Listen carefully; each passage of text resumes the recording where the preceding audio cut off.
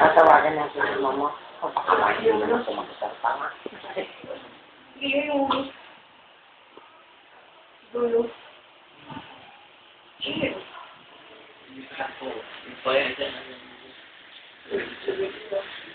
Sabi kay si Tito at yung kanyang manugang, hindi man lang. Sabi kayo pa, hindi man lang mag-uusapin ako namin.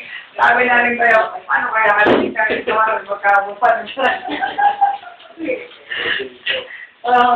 Kaya sabi sa akin ng kapatid ko, at yun na mga kumain naman.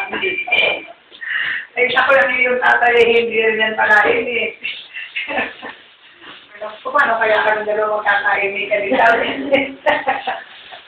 Kaya, ay inig na. Kaya tayo, hindi mo na kayo nagkakaimik ka. Tugapan. Ay, kumain sa akin. Oo nga. Ako talaga.